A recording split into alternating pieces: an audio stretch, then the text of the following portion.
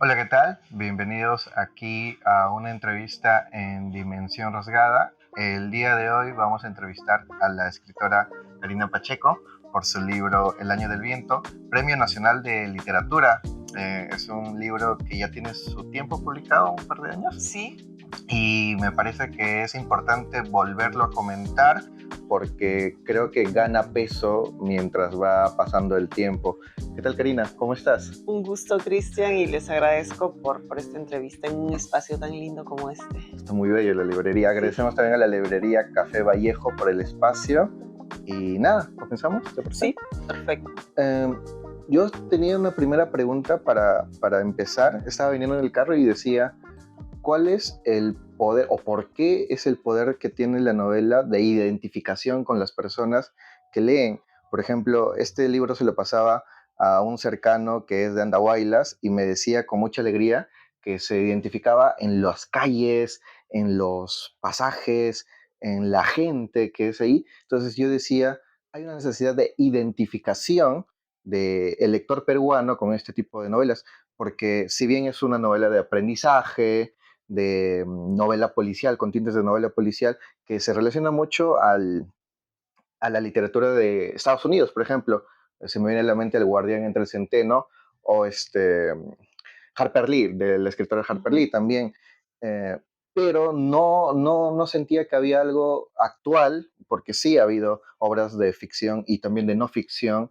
El Sendero de Gorriti, que es una Ajá. buena novela de no ficción, un buen libro de no ficción, pero no había algo como El Año del Viento a nivel de identificación. ¿Crees que hay una necesidad de lectores de Andahuaylas, Ayacucho, de Cusco, de sentirse identificados con pasajes de un libro de ficción como El Año del Viento?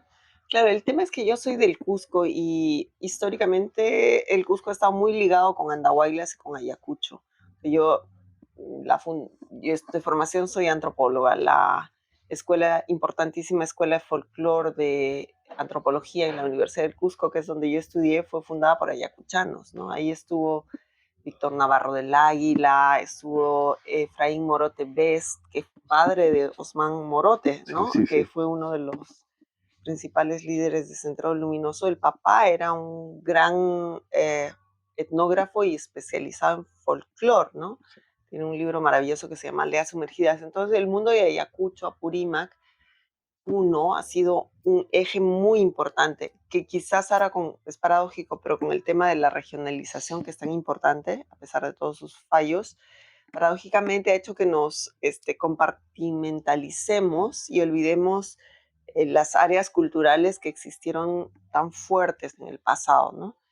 Y cuando hacía la investigación para esta novela, también me daba cuenta cómo la calidad de los diarios locales tan grande, que bueno, ahora está en una precariedad absoluta, dialogaban mucho con las noticias que venían de Ayacucho, de Puno, también de Andahuaylas y especialmente de Abancay, ¿no? El quechua que se habla en el Cusco es el mismo que se habla en Abancay.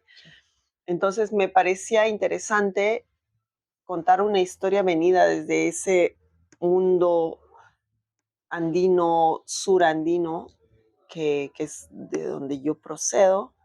Entonces no lo hacía tanto pensando en los lectores, sino me salía naturalmente contar esa historia, porque creo que también se ha hablado mucho de la violencia desde Ayacucho, desde Lima, pero no de las otras violencias que han tenido sus características particulares con su característica más general, que es la marca peruana de los años de la violencia, pero son muchas historias. O sea, creo que alguien en Satipo va a contar una historia distinta, particular, con personajes, características y paisajes particulares. Y aunque yo soy de ahí, no bastaba con que yo sea del Cusco, sino mm, hay quizás por un sesgo antropológico que te exige que cuando tú vas a contar una historia tienes que empaparte en el lugar, en las personas. No solo bastaba con leer los informes, lo que me contaban, lo que yo podía hallar en archivos hemerográficos, sino que me acuerdo perfectamente los primeros días de enero del 2020. Yo ya había arrancado la novela a fines del 2019 y la idea era que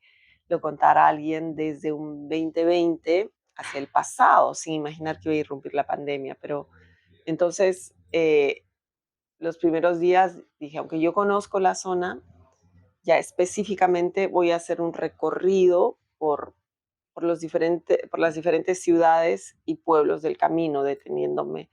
Viaje por Abancay, luego en auto recorrimos pasamos por la laguna de Pachuca, en plan ya medio turístico si se quiere, Talavera subimos también. Talavera, subimos hasta Sondor, claro, esa parte no entró, pero era importante como respirar, mirar los paisajes, porque yo creo que los paisajes también nos hablan y también nos sugieren, ¿no?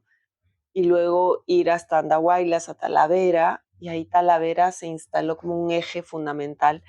Y yo, por ejemplo, no tenía idea de cómo iba a ser Bárbara, o sea, no tenía el rasgo de Bárbara, o sea, yo la imaginé con otras características, pero de pronto entramos a un cafecito que parecía detenido en el tiempo y viene una chica, aparece el cafecito, ¿no? El cafecito. Pero de pronto aparece una chiquita con esos, como se les dice, los zorros andinos, Sí, ¿no? O sea, los zorros andinos que son personas de rasgos totalmente andinos, pero sin embargo tienen como los cabellos un poco más claros sí. y los ojos un poco claros, que hay muchos, ¿no? Los zorritos andinos, que en Perú, bueno, en el Cusco, como en Ayacucho y en Apurímac se les Anahuaylas. dice zorrito. Y esa palabra, el zorrito, tiene un doble sentido, ¿no? También pensando en el zorro de arriba y el zorro de abajo. Largueras. Y venía esta chiquita, con rasgos totalmente negros, pero como unos ojitos medio claros y el zorrita, ¿no? Con pelos un poco claritos.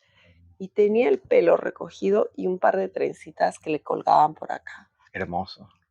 Yo decía, es una zorrita andina con sus antenitas. Y Oh. entonces me pareció que me vino regalada la imagen del personaje y ya tengo a Bárbara, Ella ¿no? es. Es ella. Este es un poco... Y aparte yo, muchas historias del tiempo de la violencia más cruda, en Cusco ciudad fue afectada, pero no con tanta fuerza como otras, como Andahuaylas o como Ayacucho. Las conocí de una amiga mía que se llama Nora, que ella es Nora Alarcón. Ella la conocí en mi época en Madrid. Ella me contó muchas historias que le pasaron porque... Y, y entonces, y ella tenía esa chispa, era también una cara de zorrita andina, Qué bonito. y entonces me hacía acordar a Nora, ¿no? Y las historias que me contaba y esa fuerza de decir, yo soy una india, ¿no? Entonces me Orgullosa. acordaba de eso, ¿no? Entonces Bárbara decir, yo soy una india, ¿no? Entonces esa fuerza también me venía de ese lado. Entonces creo que vivencias, memorias, encuentros con el lugar tenían que aparecer en la novela. Entonces salirla recorriendo, luego subimos el camino de Talavera que va subiendo hacia Ayacucho, ¿no? Sí. Esa es la otra manera de llegar de Cusco a Ayacucho, es por Talavera, porque hay otra que es por Nazca, que Sí. se pasa por la Pampa de la Y ya no Quinua y se todo eso, entra, sí. y Hay que se dos va caminos. directo de Abancay más directo, Ajá. entonces, pero el área que había sido más golpeada en Apurímac fueron las provincias de Chincheros y, y Andahuaylas. Anahuaylas.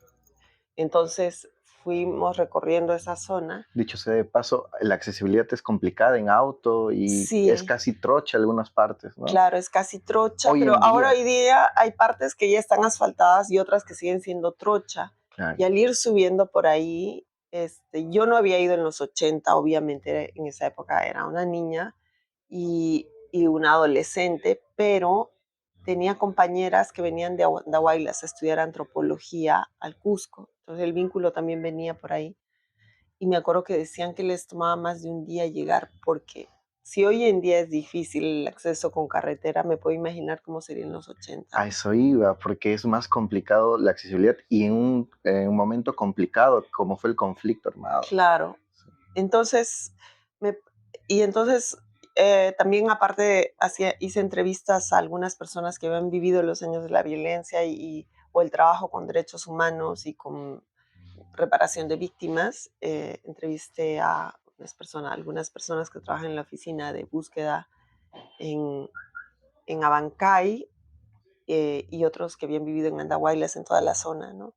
Y también era un poco recoger palabras de personas de verdad, ¿no? Que aparecen con nombres ficticios. Claro, José Alca es José Alanoca, a quien le estoy muy agradecido porque me contó esta historia del puente, ¿no? qué bonito. De ese puente que había sido dinamitado y que la gente tejía y casi a través de sogas cruzaba para huir en la época de la violencia. Y él me dijo eso, este debería ser un lugar de la memoria, ¿no? Yo me imagino la gente casi volando, o hay un tema del vuelo, ¿no? Por Sí. eso aparecen pájaros también en la portada, porque Ujú. continuamente se hace alusión al vuelo y que cruzaban ese puente que era casi un puente tejido para volar, para gente capaz de, el volar en doble sentido, Sí. ¿no? El volar con una Metafóricamente explosión hablando. y la capacidad de volar a través del tiempo y a través del gran fuego de la violencia. Yo hubiese hablado también de la investigación, porque este libro es de ficción, pero no porque sea de ficción podemos inventarlo todo. Necesita Sí, de la realidad para sostenerse y más en el contexto que está centrado. A la investigación yo tenía una curiosidad que era el tema de, se ha investigado el suceso, el espacio, pero cómo construiste, a Bárbara ya no comentaste, pero de Nina me da curiosidad cuál fue la construcción del personaje que además es tan real que uno puede identificarse y decir, este personaje no creo que sea ficticio, debe ser real. Y hay una emocionalidad, igual no voy a hacer spoiler, llegando al final, que uno lo siente y hasta se emociona. Y eso hace que los personajes sean reales. ¿Cómo conseguiste que Nina tenga esa sensación de realidad? y puedo decir, Nina, c'est moi. Sí. Sí, o sea, Nina hasta cierto punto, digamos, un 60% tiene mucho mis memorias infantiles, ¿no? Que vuela, que sueña con volar, que hace el paso del ángel, abriendo las alas como un pájaro. Y Hermoso. está esa también, que esa era mi sensación cuando yo patinaba, ¿no? O sea, sentía que volaba, que era otra persona sobre los patines y abría las alas y volaba y eso. Pero al mismo tiempo me parecía que ese tema del vuelo venía también con esa Bárbara soñadora de niña, ¿no? Esa Bárbara soñadora que es totalmente ficción, o sea, va, digamos, fisonómicamente viene de personajes que he conocido, pero era un personaje inventado, Nina, pero, perdón, Bárbara. Pero Bárbara a su modo quiere volar también, ¿no? Y está Nina que con su niñez de no querer abandonar la niñez era un punto también conmigo. Yo no quería crecer porque percibía que el mundo adulto era un mundo de puras mentiras, era la sensación que tenía, que el mundo adulto estaba cargado de mentiras, De de violencias, desilusiones. de gente que ya empezó a amargarse con la vida, y yo decía, no, es tan bonito ser niña. La verdad no, la mayoría de niños a veces quieren crecer, yo no quería crecer como la Nina, ¿no? Por eso la llaman Nina Niña, Nina, y nunca se dice cuál es su verdadero nombre, además ¿no? hay un tema sonoro bien bonito, Nina, niña. Sí, Nina Niña, Bárbara la joven y Sí. Bernarda la vieja, ¿no? Y entonces hay esa parte. Paradójicamente, en la última parte, la Nina final es totalmente ficción, pero me alegra que esa ficción pueda tocar y Emociona. emocionar. Es muy complicado hacer que los personajes conecten con un lector y que lo sienta reales hasta llegar a las lágrimas, hasta la emoción, Sí. cosa que ha pasado, creo, con la novela. Mm, Otro lado que quería ir es el tema de, yo soy de Ayacucho y en varias reuniones que conversábamos cumpleaños, siempre en algún momento los familiares, las personas de mayor edad, cuentan historias. ¿Te recuerdas de Juan, de Pedro? Sí, él viajaba y le agarró el tema del conflicto. ¿Te recuerdas de tal? Y es algo cotidiano en almuerzos, casi una tradición oral, las historias que hay aquí. La historia de Bárbara me recordó mucho a varias historias que he escuchado, pero que no están puestas en ficción. La pregunta que quería hacerte es, ¿crees que todavía hay una necesidad de contar esas historias invisibles, anónimas, de personajes como Bárbara, por ejemplo, que tuvieron una transformación y que están en el colectivo de almuerzos familiares de Ayacucho, Andahuaylas, Cusco, que se comenta y que se queda ahí en la conversación de un almuerzo familiar? ¿Crees que todavía hay espacio para narrar? Yo creo que sí, no solo que haya espacio, sino que hay una necesidad, ¿no? O sea, quizás es algo que he dicho en algunas entrevistas que me han hecho, pero que me parece que tengo que seguir repitiendo porque los desaparecidos de manera violenta, de los que no se quieren hablar, son como fantasmas que Sí. nos persiguen. Y las ausencias a veces pesan tanto más que las presencias. Porque, digamos, en lo presente tenemos una reunión, estamos conversando, hablando, jajaja, jojojo, pero el ausente y el que de manera violenta ha sido ausentado o desaparecido o cuya ausencia produce incomodidades porque no siempre, pero muchas veces pueden ser personas que tienen sus claroscuros y unas densidades y unas complejidades que son difíciles de tratar y uno no sabe cómo abordarlas. La familia carga a veces con una suerte de oprobio y es injusto que haya familias que tengan que sentir ese oprobio y que no puedan hablar de su dolor porque el país ha mandado que estos son malos y estos simplemente solo podemos hablar mal, pero ¿cómo son para sus familias, ¿no? ¿Cómo vive una familia con eso? Y somos una sociedad bastante cruel, ¿no? Que niega el derecho al dolor y al duelo de gente que ha tenido, gente que amaba, militó en Sendero, y digamos, y ese es su lado oscuro, pero esa familia no por eso deja de tener un derecho al duelo, ¿no? Y somos una sociedad tan acostumbrada a la crueldad, digamos, las crueldades que cometió Sendero, de algún modo nos hemos enderizado todos y queremos que todo el castigo, y nos olvidamos de todo el sufrimiento que hay de ese otro lado, ¿no? Entonces, creo que la literatura tiene que tocar esos lados incómodos y tocar, y saberlos tocar también, ¿no? Porque hay algunos que también se pasan al extremo de idealizar a Sendero o negar crímenes que cometió. Y en el otro lado tenemos algunos que solo quieren pintarlo todo en blanco y negro. Y la vida no es así.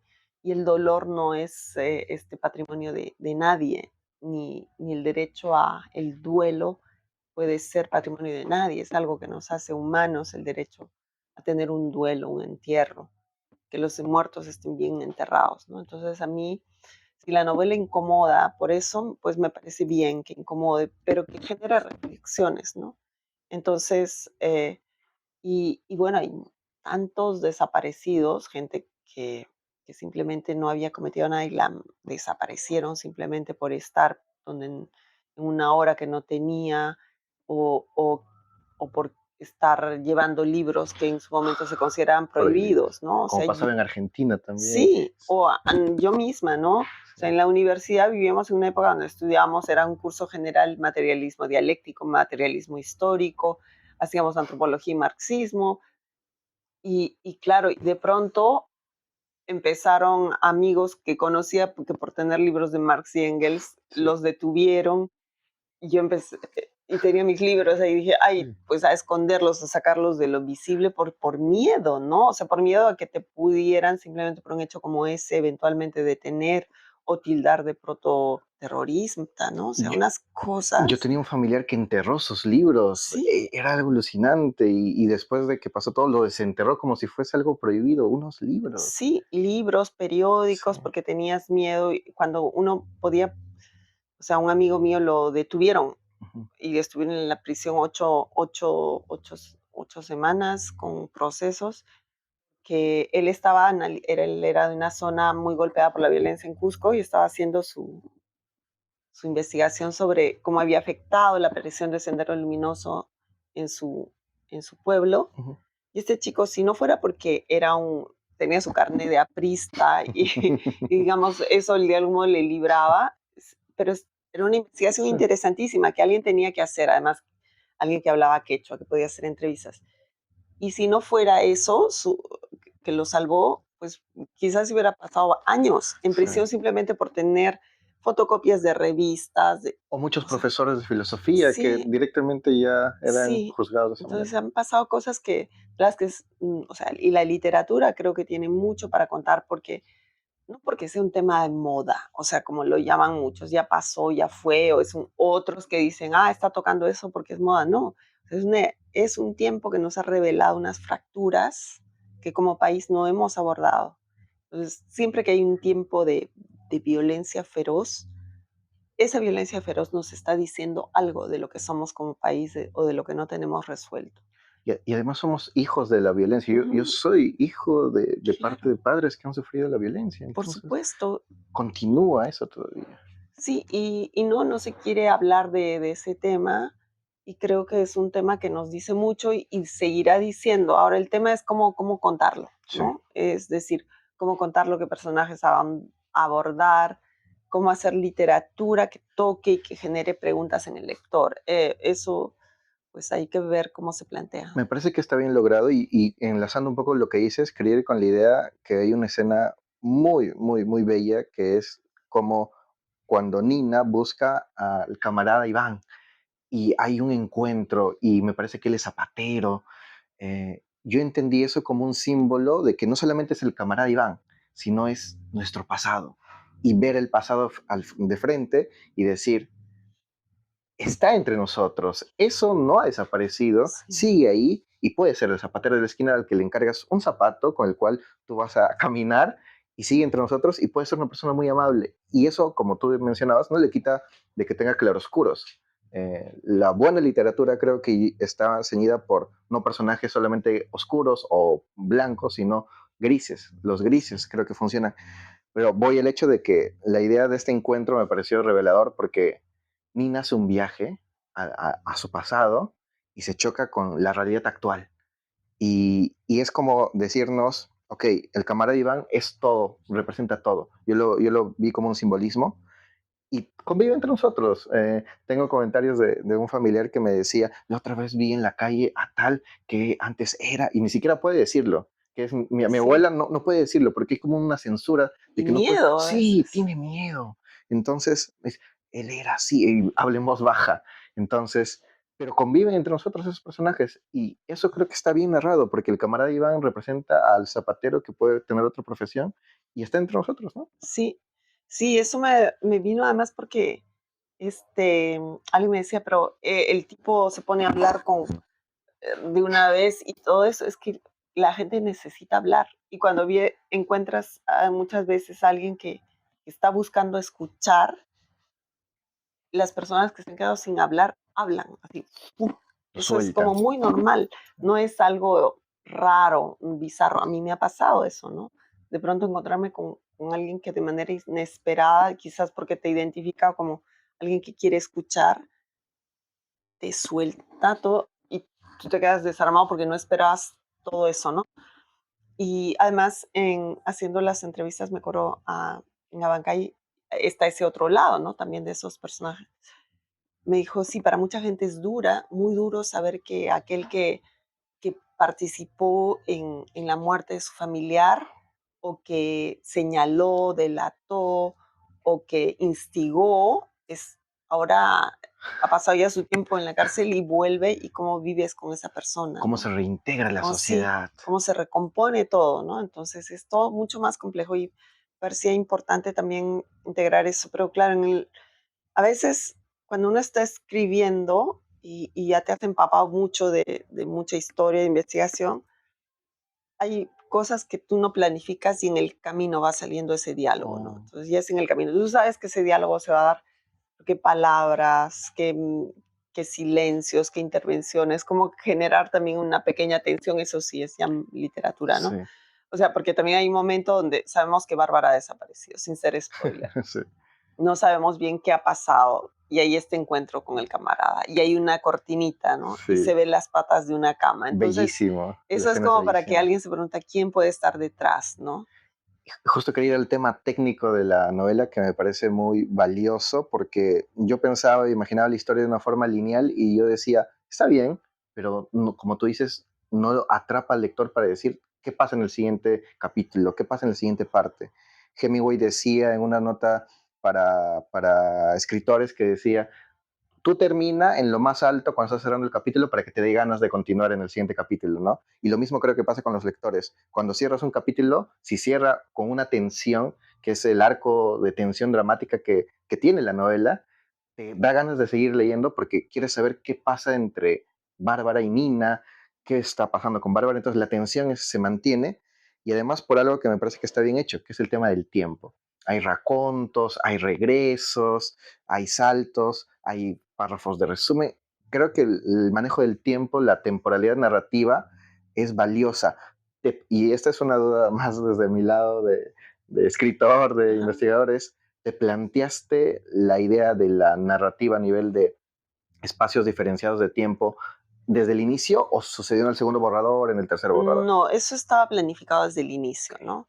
O sea, porque, o sea, yo cada vez que quiero escribir una novela tengo que ver cuándo me tomo un tiempo amplio como para poder centrarme y concentrarme en la escritura de la novela, porque a diferencia del cuento, bueno, en mi experiencia, a diferencia del cuento, O sea, uno puede tomarse para escribir un borrador de un cuento, luego lo puedes pulir en muchísimo tiempo y idas y vueltas, pero no necesitas ese largo plazo que te exige una novela. Cuando escribes una novela no puedes decir, bueno, sabes que a las 9 de la mañana tengo que entrar a mi oficina, plan, porque de repente estás con el furor y el delirio creativo que irrumpe y ahí no hay que a las 9 de la mañana. La necesidad. O sea, lo prioritario es escribir, Sí. ¿no? Y cuando viene ese flujo creativo fuerte y lo cortas, hay algo que se corta. Entonces yo tenía claro, me voy a tomar 4 meses en Madrid, que es una ciudad donde yo viví muchos años, y dije, va a ser bonito tomar esos 4 meses para dedicarme y concentrarme en la escritura de esta novela. Porque me pasa paradójicamente que a veces cuando estoy acá en el Perú, demandas familiares de este tipo de laborales o presentaciones de una cosa u otra, es difícil decir no. Dije, me voy a Madrid, donde va a ser bonito volver y voy a escribir. Pero además voy a escribir una mujer que desde ahí ha tenido que volver a otro lugar, irse lejos para regresar al pasado, La, que es, la mirada de Ribeiro, por ejemplo. Ribeiro sí, sí eso, ¿no? exacto. O sea, hay esa cosa de que cuando te alejas, te acercas. Es una paradoja que es muy, no solo en literatura, o sea, en la vida misma, ¿no? Tú ves tantas veces gente que que en el Perú se ha sentido muy urbana, muy criolla, se va lejos y se descubre andina Sí. y se reentronca con su raíz andina, una raíz que no ha retomado estando lejos, ¿no? Sí. O sea, pasa eso muy frecuentemente, pero también pasa de que cuando te alejas, al final te acercas. Entonces, era eso, ya va con un proyecto, dice, me voy a ir a hacer ese proyecto de escritura y hay como algo ahí medio parecido, ¿no? Que podría ser. Pero en ese volver a un Madrid y regresar a un mercado donde ella hacía compras, se encuentra con este personaje que le arroja a una Bárbara que ella ha dejado atrás en el tiempo, ¿no? Entonces, tenía claro, eso va a pasar a raíz de ese encuentro, ella se va a ver obligada a empezar a hacerse las preguntas difíciles sobre qué pasó con Bárbara, ¿no? O sea, qué pasó con Bárbara y darse cuenta que han sido muy cobardes todos como para no preguntarse ni preguntarle al pasado y tratar de ver qué pasó con alguien que fue tan importante, ¿no? Y ahí dosificar la información que se le Sí, da al lector, ¿verdad? si vas dosificando. Lo que yo no tenía planeado es Ajá. la pandemia. Nadie lo tenía Nadie planeado. lo tenía planeado, ¿no? Entonces yo ya había empezado a escribir la novela, tenía bastante avanzado hasta febrero y en eso viene la pandemia, el encierro. Entonces fue también, eso sí ya fue una cosa que irrumpió. Hablar de un país de cabeza, donde vimos todas nuestras precariedades como país, el abandono de lo público, el desdén que hizo que tanta gente muriera, no solo por el COVID, sino porque no había oxígeno. O sea, ese abandono que también nos regresaba a ese pasado en el Perú donde tanta gente murió y se pasó por alto totalmente su muerte, porque eran muertos que en el estándar racista de nuestro país no importaban a la gente de las grandes ciudades, Las ¿no? noticias a Lima llegaban después de varios Sí, meses sí. y en Ayacucho, en Andahuaylas y en Cusco estaba latente día a día. Sí, a mí me sorprendió. O sea, yo sabía que en Cusco se conocía un poco más de lo que estaba pasando, pero al ir viendo la prensa local Ajá. cusqueña, era impresionante ver cómo la prensa local cusqueña informaba mucho más de lo que estaba pasando, de lo que informaba la prensa nacional, Sí. entre comillas, ¿no? Nacional, la prensa de Lima. Este, entonces dices, claro, que hasta qué punto, y con todo lo que ha pasado el año pasado, con todas las muertes en las protestas, la manera como se ha enfocado de acá, llamando terroristas Ujú. los muchos que han muerto, de nuevo veías esas fracturas, ¿no? Sí. Nuevo veías esas fracturas, ese no conocerse, ese mirar con el estereotipo, Mm. que es fácil para acomodarnos. Hay dos pasajes, me recuerdo en la novela, que es retraes noticias actuales y los pones de manifiesto. Y me pareció muy interesante el hecho, porque aparte que ser noticias, lo que sucede con la desaparición de las niñas o con lo que pasa en Cusco con un joven, esas noticias que son parte extraídas de la realidad de noticias se llevan a la novela, pero suman. le dan un plus, porque aparte de narrar el pasado, también se vive el presente, ¿no? Sí, fíjate, lo de las niñas fue, o sea, casi un regalo, entre comillas, de la investigación, porque yo Oh, estaba buscando andahuaylas, niñas desaparecidas, algo así, para ver un poco. A veces no me gusta que el nombre se mm, repita y en los personajes, los lugares. Y no sé cómo puse Google, ¿no? Andahuaylas, niñas desaparecidas, pensando en los 80 y ¡pap! Me viene esa historia de estas niñas que habían desaparecido hace poquísimo. Y empecé a decir, el tema de la desaparición en sus múltiples modalidades, ¿no? Sigue siendo algo tan presente. Y niñas desaparecidas, ¿no? En este caso que también, ¿no? Había pasado todo ese desdén por buscar a esas niñas pobres, una que vendía caramelos, en sí, ambos casos, dos niñas chiquititas vendiendo caramelos, ¿no? Y que simplemente porque no había gasolina no salieron a buscar a alguien que todos sabía que y se podía haber evitado al menos la muerte de una de ellas, ¿no? Ese fuerte, tema de encontrarlas en basureros, ¿no? fuerte, muy fuerte. Son cosas que siguen ocurriendo y entonces, claro, eso dije, no, esto lo voy a mencionar. Y claro, era ver cómo lo mencionabas. Y se integra muy bien, Sí. es como que se cocina muy bien con lo que se está narrando. Yo quería ir a un punto técnico, al último punto técnico, que es el tema de las voces narrativas. Cuando leí la novela y pasó a esta parte de las estrofas, y ahí yo tenía una pregunta, que es la idea de, ¿son estrofas? Y al inicio pensé que era como la estructura de un poema, pero de ahí cuando iba leyendo, yo sentí, es canción, la estrofa de una canción. Y además, igual no quiero spoilear, con el final que va yendo, siento que es más canción. Y además, la poesía es música, es sonoro, tiene ritmo. Entonces, te quería preguntar, estas voces narrativas que entran y salen cambian porque hay una voz principal, pero se cambia a otra. El tema técnico con esta parte que es mm, estrofa de canción, Ujú. entiendo. Eh, ¿Lo habías pensado así para que sea así? Porque es bellísimo, cambia la prosa de una manera muy bella. Sí, mira, originalmente iba a haber solo una voz narradora, que era, Ajá, digamos, Nina recordando a Bárbara y también un poco a Bernarda, ¿no? ajá, Estos como 3 generaciones. ajá. Pero vino la pandemia y algo me cambió, como a todos, ¿no? Nos cambió. Yo me sentí cansada de una misma voz narrativa, o sea, sentí que algo se agotaba, que ya estaba yo aburrida de una sola voz contándolo todo y me parecía más interesante. Y de pronto así, ya, ella tiene una parte de la historia, pero hay quien ha vivido otro lado de la historia y sobre la que está hablando. Y es como la voz de Bernarda, que bueno, es una mujer que evidentemente uno puede suponer que está muerta. Y un muerto, si habla, no habla en el mismo estilo. Entonces tenía que buscar otra voz que de algún modo también está narrando desde un no tiempo, ¿no? Y entonces su tono de voz tiene que ser diferente. Y fue saliendo su voz pero así, o sea, con otro tono de voz, sin necesariamente trabajar, ¿no? Era como que me sentía como tomada por esa otra voz y tenía otro estilo para ir narrando y empujando a la propia Nina, que está dudando en momentos, que no quiere atreverse y la otra como que va empujando y se va burlando casi Sí, de la Nina medio asustadiza urbana, que sigue siendo en el fondo alguien más asustadizo que no quiere, que dice, pap, pap, pap, ¿no? Sigue jugando, sigue sin querer mirar donde hay que mirar y luego, recoge mucho la tradición oral, no sé sí, sí. toma mucho de la tradición oral y me pareció, una vez que salió la primera intervención, dije, ya, esta tiene que ser una voz que va a aparecer cada cierto tiempo como para complementar la historia. Ajá. Y a medida que ellas dos van hablando en medio del silencio de la pandemia, ¡pum!, aparece otra tercera voz, ¿no? Oh, Y es un poco como que esa tercera voz mucho más débil que está despertando es la voz de Bárbara, sí. ¿no? Y que aparece muy puntualmente, pero también para decir, no quiero que descubran quién soy yo ni qué me pasó, porque es demasiado, ¿no? Es bellísimo, que se integran las tres voces de una manera Sí. natural.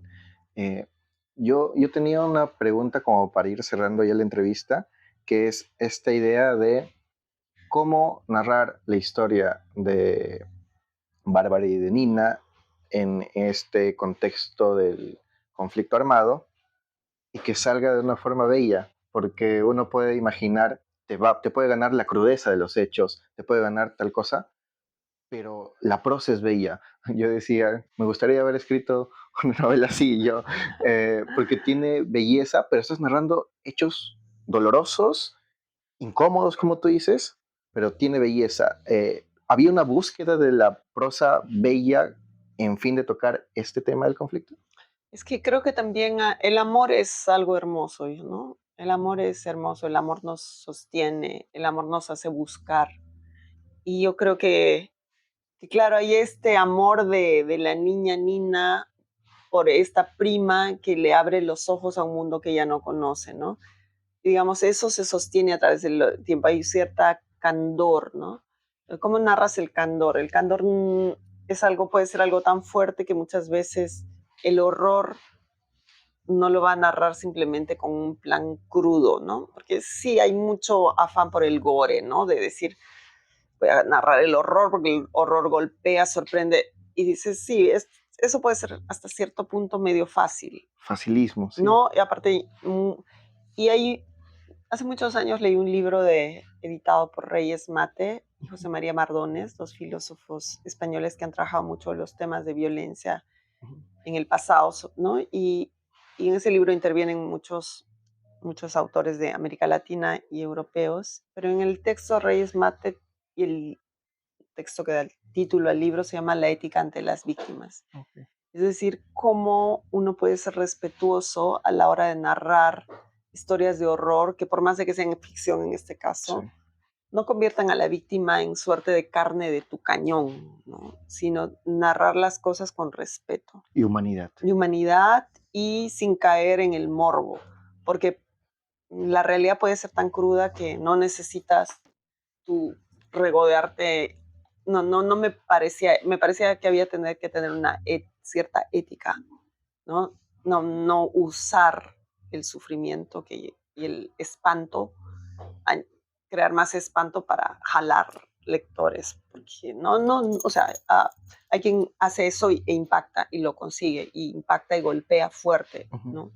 Pero a mí decía, no, o sea, voy a dar a entender, voy a anunciar, y creo que con lo que anuncias ya hay un horror que ya está enunciado, y, y por eso tomé como epígrafe un fragmento de un poema de Amelia Rossetti que dice, que termina diciendo, convierte el horror en bien, ¿no? Bellísimo el Sí, epígrafe.